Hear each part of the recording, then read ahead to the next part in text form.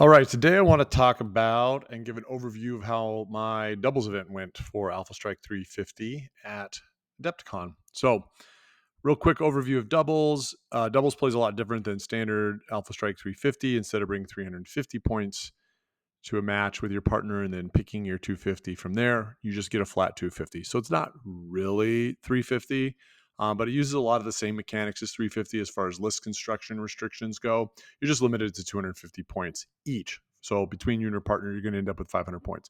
I'm going to do like a full breakdown of Alpha Strike doubles and the WolfNet format at a later time. I'm not going to dive into that here because I really just want to do an overview and do some real quick rundowns of how the games went. But there are 3 different missions in Alpha Strike doubles. And basically what they do is they combine 2 of the singles missions together, and then you play them together and you try to score 6 points. So you're actually playing 2 singles missions simultaneously, and it's first to 6 points wins the game, or time, and then you count your points up. So the first mission, the combined mission, is capture the flag combined with hold the line. The second is headhunter with stand up fight, and the last is domination with king of the hill. So I played with my buddy Jamie. We had a lot of fun. We kind of did a what if, I don't know, not really what if, but since it was Clan Invasion, it was Comstar / Word of Blake. So the secular and the religious fighting together for the defense of the inner sphere. But at the same time, like, he was a secularist and I was a religious nut. And so we kind of leaned into that a little bit in that cosplay. Jamie went as a tech, like a com tech, like someone who would work on things. He printed off a lot of 3D printed a bunch of tools, and he had a tool belt and a jumpsuit and a hat, and he looked like he was, a technician here to service your phone hookup, right? Service your internet, right? And then I went full Michael Douglas from Falling Down, and I was from Comstar Accounting, and was kind of a money guy. I was handing out delinquency notices to all of our opponents. We'd start the game by saying, we're here from Comstar. We understand that you're behind on your bills. We're here to collect. And we handed out these delinquency notices. That was pretty fun.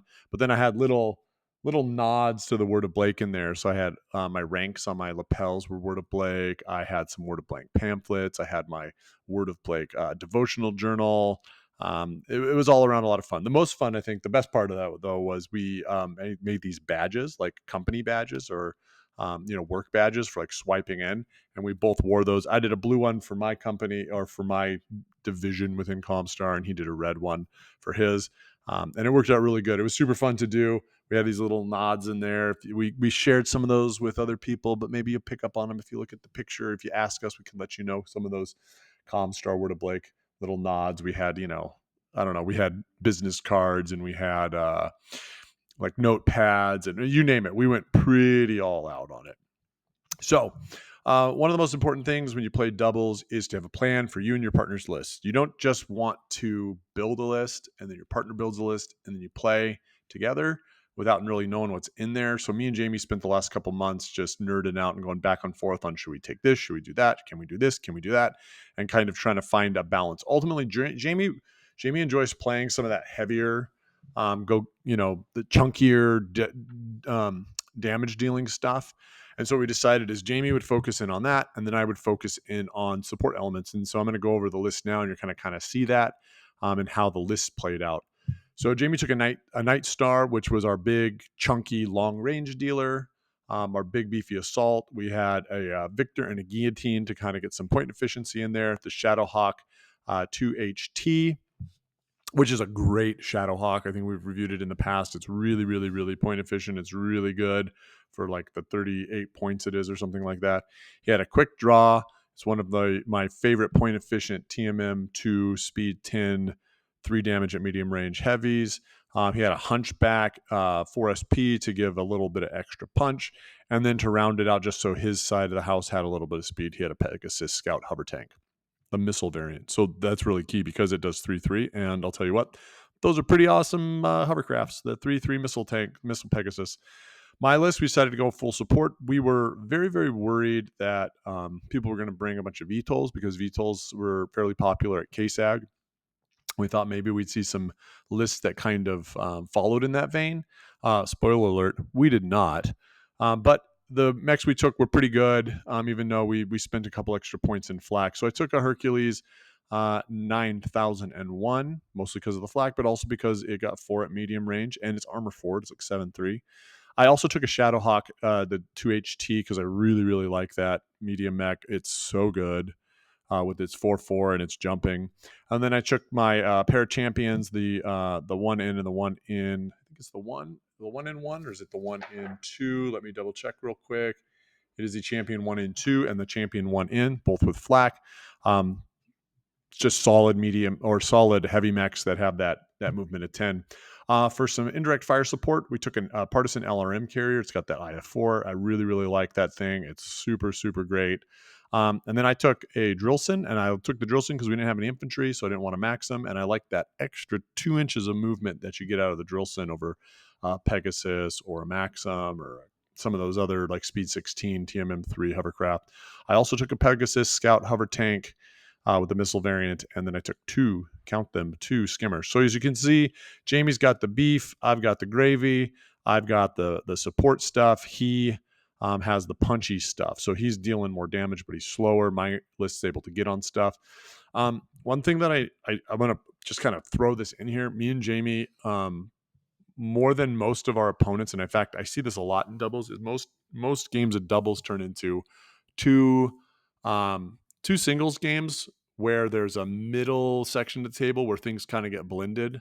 Me and Jamie oftentimes would blend our troops, so we would spread stuff out, especially since I had more support stuff and he had less support stuff. So he would be more focused in the middle, maybe offset to one side, but my hovercraft would be kind of all over the board providing support. I'm moving all over the place. And my support stuff might be also depending on what needed to be covered or where we needed some extra kind of oomph to drive home the nail. I think this is really important to consider when running doubles is you don't have to just play the person across from you. You're playing both of them. And so your army can spread out. And I think that's really, really, really important.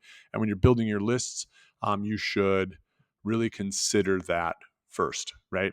Or at least consider that when you're building your list together and you're pairing them together, because you don't have that flexibility that you have in 350 to have that sideboard and swap units in and out. You really have to be prepared for all three of these missions with the 500 points that you bring. And that means that you have to be willing to intersperse your units amongst each other and kind of play across you and your partner have to play across each other's kind of like personal space, as it were. I know when me and my buddy Jairus played at Gen Con, we ended up winning that doubles tournament. We did a lot of that because of how our lists were built. So getting into the games, the first game we played was Capture the Flag, Hold the Line. So just real quick overview, there's 3 objectives in the middle that hold the flag. You're trying to get back to your base. And then simultaneously, there's 3 small 1-inch objective markers in your backfield that you're trying to cover. And if your opponent gets on them, they blow up and they score a point. This mission is particularly hard if you do not have speed, because you have to simultaneously get to the center to capture a flag and then get back to your base while getting into your opponent's backfield to pop those 1-inch objectives. So we did all right in this mission. I think we ended up scoring 4-2 or 3-0. 3-0. I'm looking at my notes here. We went 3-0. And even with having, 1, 2, 3, 4, 5 really fast hovercraft, we still really struggled to get those points and really had to grind it out. You got to remember, you're also playing on a 6x4 foot table. So the everything is more spread out. The objectives are further away from everything else on the table, or the other objectives than they might normally be. And when you have a unit start on like an extreme flank, like it just can't go to the other side of the 6-foot table like it can when you're playing on a 3x4. So we played Gideon and Bourbon from Colorado. Gideon was running this Draconis Combine C3 list, while Bourbon had a much more saucy, leaning heavy clan list. I think he had 1 dasher in there, and everything else was pretty solid, right? So the way we did this and we set up the train was we really kind of boxed out one of the capture flag objectives on our right flank. The middle, we kind of left it some line of sight blocking, but kind of open. And our thought was that we would kind of jump on one side, steal a flag, and get back. We'd fight over the middle, and then the other side ended up being pretty open. So we decided to deploy our troops to kind of big guns cover that, and if anything came into that objective area, we would just nuke it out of existence. If I remember right, they didn't have a ton of like really, really fast stuff. And that C3 list really wanted the fast stuff to be closing distance so that you got took full advantage of like that, drop in range bands and getting up close. And Jamie several times during this game whispered in my ear like, dude, this is pretty tough and pretty rough over here. Luckily, I think we picked the right matchups because Bourbon's list was much slower, even though it had more guns, and my list was much faster. So I was able to outmaneuver him a little bit. And then Jamie's list has more chunks. So even though Gideon was punching holes through him, he wasn't necessarily dying. So his stuff stuck around. And then Gideon's list also didn't have the ability to get on that one objective on our flank that was a little more in the open without dying, whereas we built that hill up and really block line of sight from Bourbon. And so what we were able to do is get onto the one objective, score. I think we scored one more off the middle. I might not. Bourbon and Gideon, you guys can correct me if I'm wrong, if we scored two off the flags.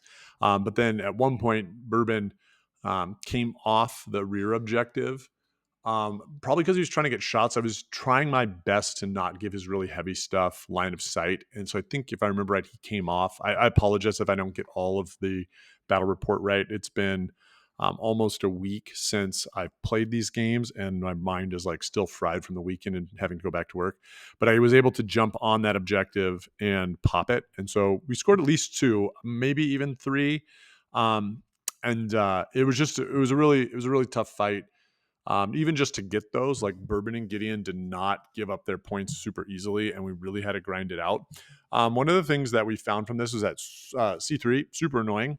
And there was a big talk after the convention because there were actually quite a few C3 and NARC lists, and hardly anyone was running ECM. And I think, especially on the C3 front, like there's very little C3 in Clan Invasion because it's just coming on the scene. And so people don't think to plan for it. I myself didn't even think to plan for it. And it might be the era in which you actually try to run it. Because by the time you get to Jihad, like C3 is like everywhere. And you just like have to like make sure you have ECM coverage. And then also ECM is more widely available. So you just accidentally put ECM in lists. Whereas you have to be very intentional about putting ECM in lists in Clan Invasion, I found. Like, and so the C3 lists were super, super annoying. Another big thing was like our Night Star and LRM carrier in that game, like, did nothing at all. Like, we couldn't connect our shots to save our lives on it. And that was pretty rough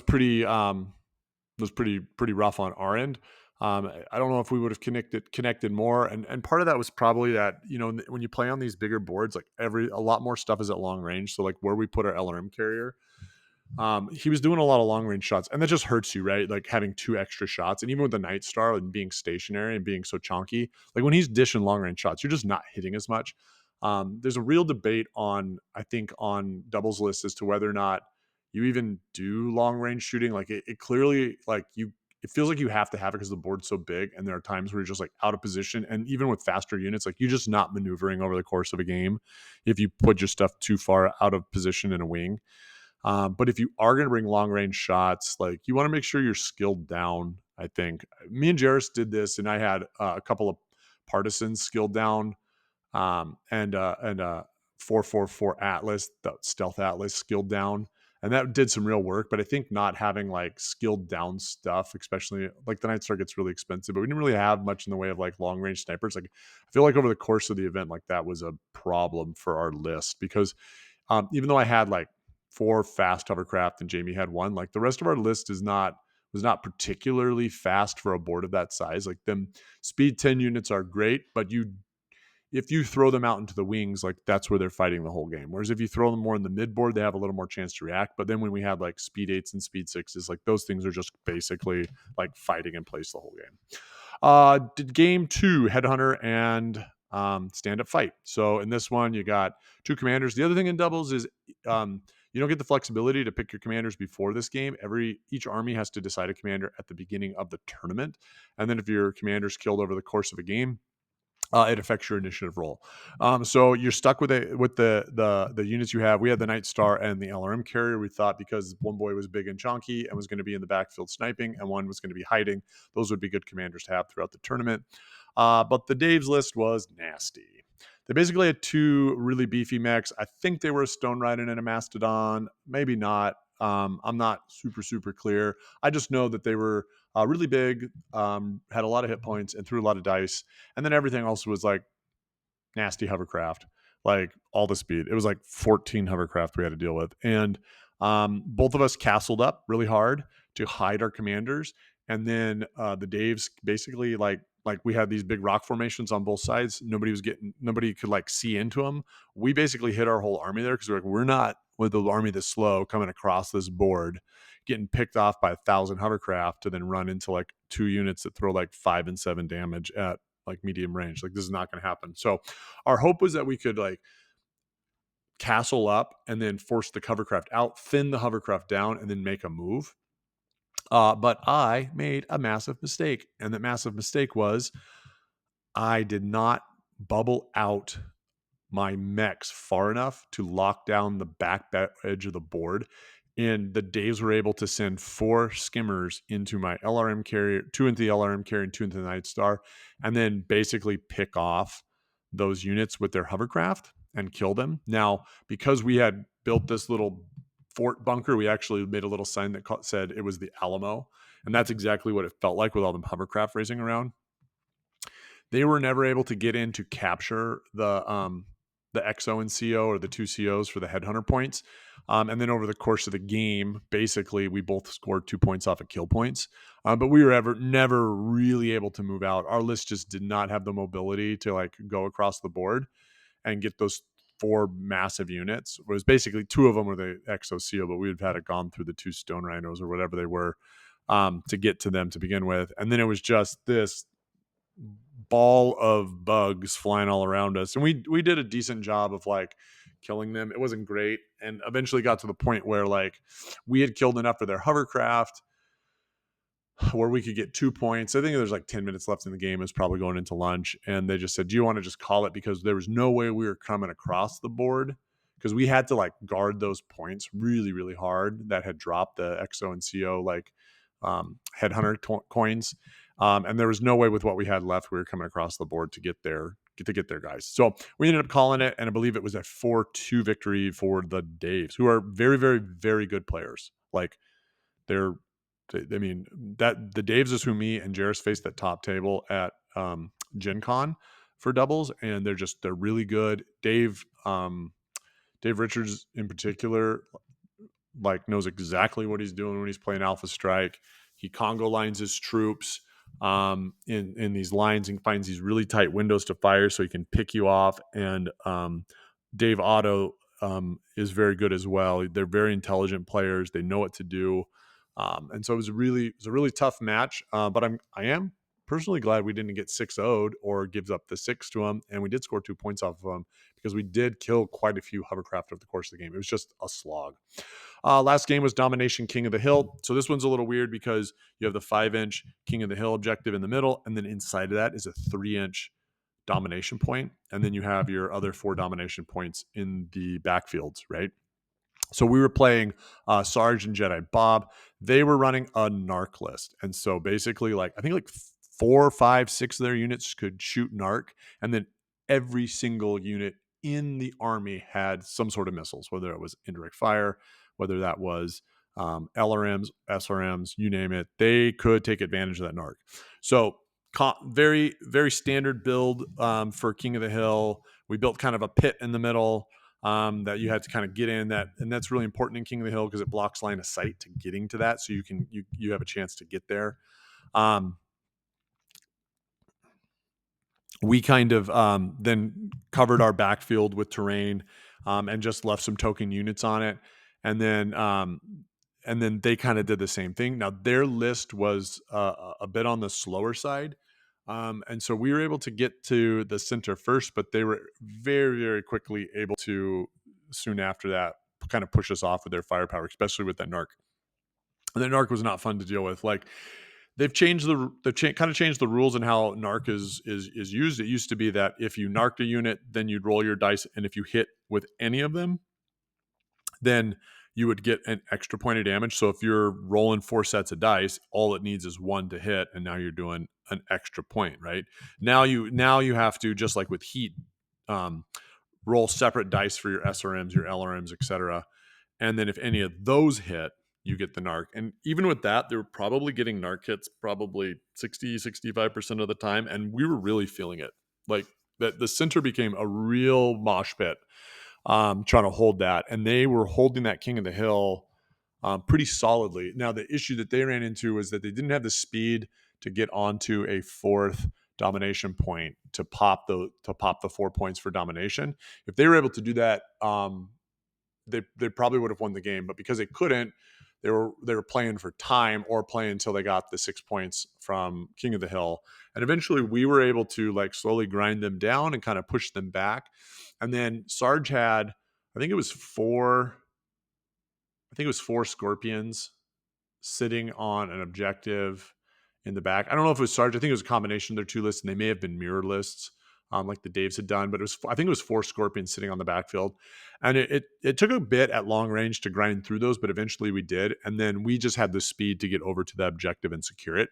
And so once we did that, once we took the middle objective, we got the 4 there, and then we only had to hold the King of the Hill for 2 turns to get our 6 points. Now, I will note that by this time this game happened, I was pretty exhausted and I had some real lapses in judgment that probably hurt our side quite a bit.